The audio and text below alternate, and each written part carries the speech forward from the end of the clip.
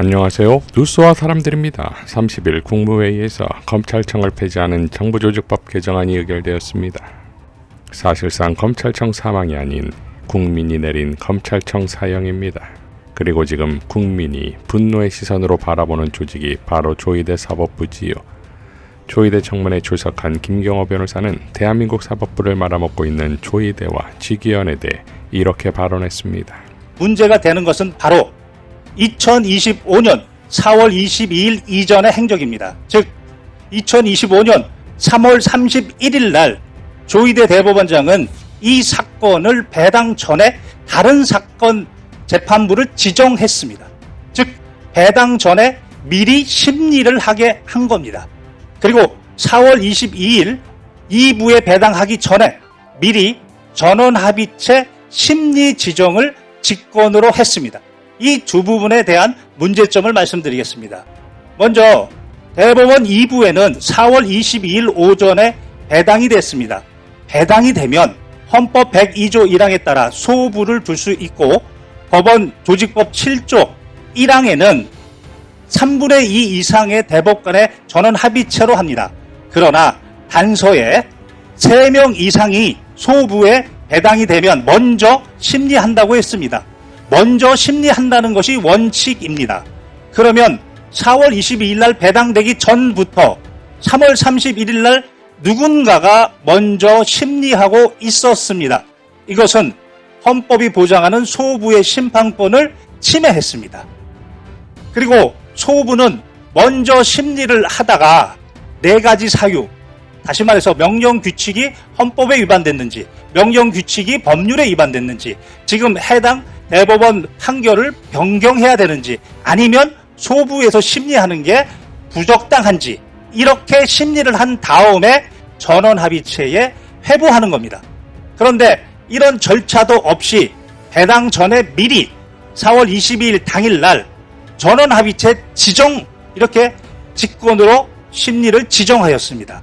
이 부분은 대법원의 내규, 즉 대법원 전원합의체 심리 절차에 관한 규정, 심리 절차에 관한 내규입니다. 2조에 따르면 전원합의체 사건을 지정하려면 최소 10일이 있어야 됩니다. 그것도 위반했습니다. 22일 날 배당 전에 심리하고 그리고 그날 심리를 한 겁니다. 그리고 그날 이틀 동안에 6만에서 7만 쪽의 기록을 보았다는 건지 보지 않았다는 건지 그 로그 기록에 대해서는 공개하고 있지 않습니다. 분명히 헌법 12조 1항의 적법 절차 위반에 문제가 생길 수 있습니다. 그리고 더 중요한 것은 전원합의체 판결이라고 했습니다. 2025도 4697. 그러나 판결이 변경된 게 아무것도 없습니다. 기존의 2019도 13328, 즉 항소심에서 무죄를 선고했던 그 전원합의체 판결 그대로입니다. 그럼에도 불구하고 10일의 지정기간도 무시한 채 이것은 대선에 정치적 중립이 아니고 정치적 선택으로 뛰어들었다는 의심이 충분히 가능합니다. 또한 헌법 103조 4항에는 대법원과 각급 법원의 조직은 직무 범위까지입니다. 법률로 정한다고 했습니다. 즉 이 법률이 형사소송법 383조입니다. 여기에는 법률심을 하라고 했습니다. 그런데 항소심에서 김문기의 발언은 그것은 안다 모른다 의견이다 라는 것을 그것은 사실이다, 그리고 허위사실이다, 이렇게 사실심리를 했습니다. 그리고 백현동 발언에 대해서는 그것은 구체적 사실이 아니고, 항소심의 경우에는 구체적 사실이 아니고 다소 과장된 표현 의견이다를 대법원에서 사실이고 허위사실이라고 명시적으로 사실심 판단을 했습니다. 이것은 383조 4호에 사형, 무기 10년 이상의 선고가 아니면 절대로 사실심 심리를 할 수 없습니다. 이와 같이 구체적으로 조희대 대법원은 헌법과 법률의 위반의 사항이, 구체적 사항이 있습니다. 그렇다면 헌법 61조 1항에 따라 국회는 국정감사나 조사를 할 수 있고 그때 증인으로 부를 수 있습니다. 그래서 그것을 국회법 129조 1항에서 국정감사에 대해서 증인 요구할 수 있는 것이고, 그리고 오늘은 121조 5항에 따라 그 특정 사항에 대해서 증인 요구를 한 겁니다.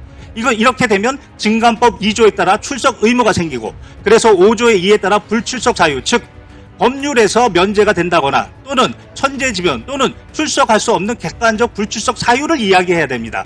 이와 같이 불출석 의견은 여기에 출석해서 이야기하면 되는 겁니다. 그럼에도 불구하고 출석하지 않으면 국회 증감법 12조 1항에 따라 불출석의 죄 3년 이하 징역 1천만 원 이상 3천만 원 이하 벌금에 처해질 수 있습니다. 직위원 법관의 헌법 65조 1항 직무집행관의 헌법과 법률 위반 탄핵 사유, 합리적 의심 사유에 대해서 추가로 말씀드리겠습니다. 오동훈 공수처장이 이야기한 것처럼 법을 왜곡했습니다. 가사 형식적으로 그 구속기간이 만료되었다 하더라도 형사실무제요 형사 3편의 460쪽을 보면 수사기관은 재구속에 제한이 있지만 법원에는 재구속 제한이 없습니다. 따라서 그날 시간이 혹시 구속기간을 넘겼다 하더라도 증거인멸의 우려는 반드시 고려해야 되는데 직무를 유기한 혐의가 있습니다. 또한 대법원 헌법 109조와 법원조직법 57조에 따르면 재판은 공개가 원칙입니다. 국가안전보장, 공공질서, 그리고 선량한 풍속을 해하지 않는 한 공개돼야 됩니다. 비교가 되는 파면 사유가 박근혜 대통령입니다. 2016 헌나 1입니다. 행정부 수반으로서의 헌법 수호 의무를 위반해서 국정농단으로 파면됐습니다. 이 경우에도 이 세 가지 사유에 해당하지 않는다고 해서 공개했습니다. 그러나 윤석열의 파면의 경우에는 2024 헌나 8입니다. 여기는 국부 통수권자의 의무까지도 위반해서 국민에게 총을 들이댔습니다.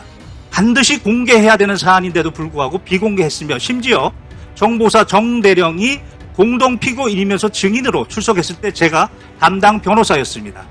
헌법 12조 5항에 따르면 변호인의 조력을 받을 권리는 헌법상 권리입니다. 그럼에도 불구하고 저를 강제로 퇴정시켰습니다.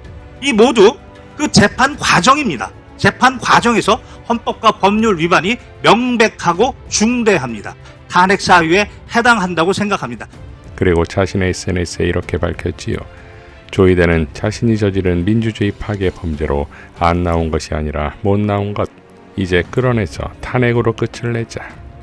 자, 모두가 불참한 조이대 청문회의 최대 성과는 바로 김경호 변호사의 탄핵 법리가 아닐까요? 지금 직위원에 대한 조이대 사법부 행태는 직위원 폰 교체나 룸사롱 거짓 해명 등 지난 정치검사들의 행보와 똑같습니다. 마치 정치검사들이 매니저인 것처럼 말입니다. 직위원에 대한 법원의 감사 결과를 예상이라도 한 듯 민주당은 다음과 같이 기자회견을 열었습니다. 저는 지난 5월 직위원 판사 룸살롱 접대 의혹을 더불어민주당에 처음 제보한 당사자입니다.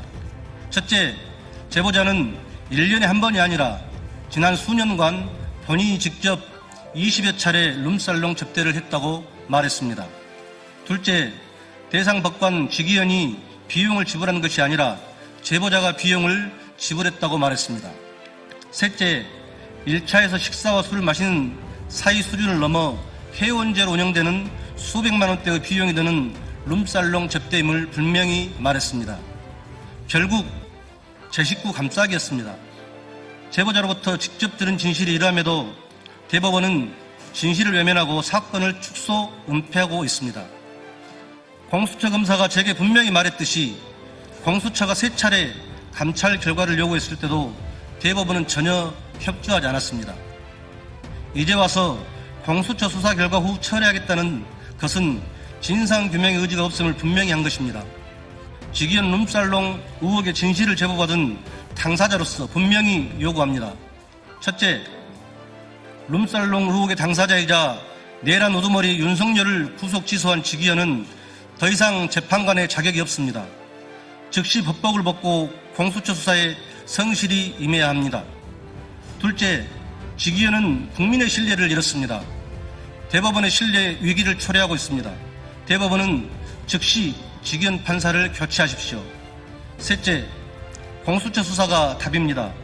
공수처는 신속하고 강력한 수사로 진실을 밝혀주십시오. 자, 그러니까 정확합니다.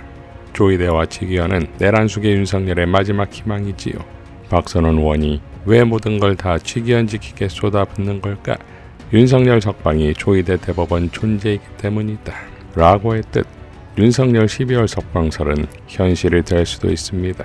그렇다면 윤석열 계획 기획에 있어 실패를 대비한 플랜 B가 조이대 사법부라면 지금 조이대와 직위원은 계엄에 연장된 작전을 수행하는 꼴이 아니고서 무엇입니까? 이재명을 법으로 죽이려 했고 윤석열은 법으로 살리려 했던 조이대와 직위원은 대한민국 민주주의의 주적입니다. 이상 뉴스와 사람들이었습니다. 시청해 주셔서 감사드립니다.